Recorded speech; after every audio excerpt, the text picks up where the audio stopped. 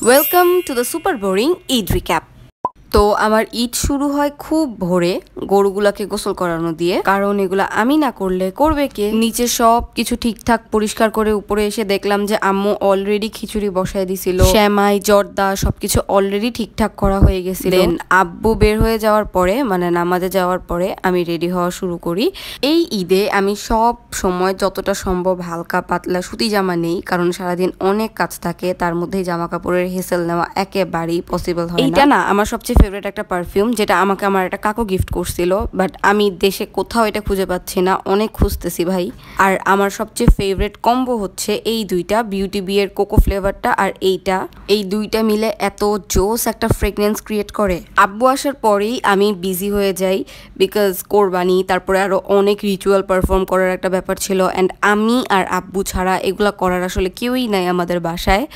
So এই সব কিছু করতে করতে আমি মাঝখানে কেবলমাত্র একবার উপরে আসছিলাম খাওয়া দাওয়ার জন্য, তারপরে আমার আর কোনো ফুটেজও নেওয়া হয় নাই, আমি কাজে এত বিজি ছিলাম। এগুলো সব আমার ছোট বোনের নেওয়া। এইটা না দুপুরবেলার ফুটেজ, যখন অলরেডি রান্নার জন্য মাংস বসায় দেওয়া হয়েছিল। আগেকার দিনে যখন ফ্রিজ ছিল না, তখন না একসাথে 15-20 কেজি মাংস বসায় দেওয়া হইতো, অ্যান্ড তারপরে অনেক আস্তে আস্তে দিন লাগায় এগুলোকে জাল দিয়ে খাওয়া হইতো।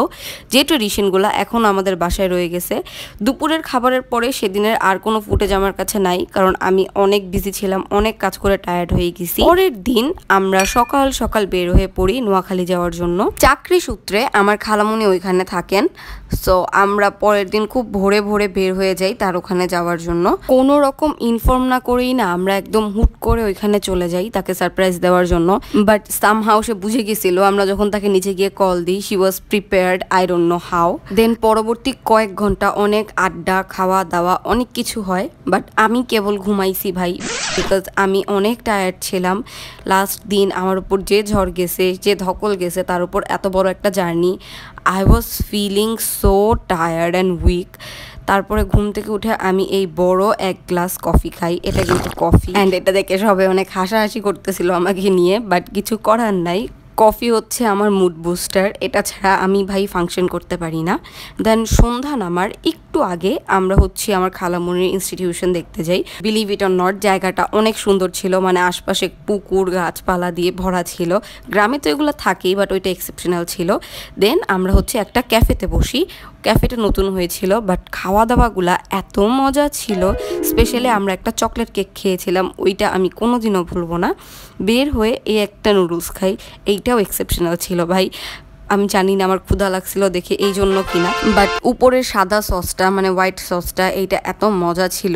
দেন আমরা গরুর দুধের চা খাই, পান টান কিনে আবার রওনা দিই মোটামুটি সন্ধ্যা 7টা 7:30টার দিকে। এসে আবার আমি কাজে লেগে গেছিলাম। সো অ্যাজ ইউজুয়াল আমার ফুটেজ নেওয়া হয় নাই। পরের দিন আমি বিকালবেলা গেছিলাম ফুপুর বাসায়, আপু এসছিল। সো আমরা সবাই একসাথে মুভি দেখি, মজার মজার খাওয়া দাওয়া করি, দেন বাসায় ফিরে একটা বই পড়ি, অ্যান্ড দেন বুম, আমার ঈদ শেষ।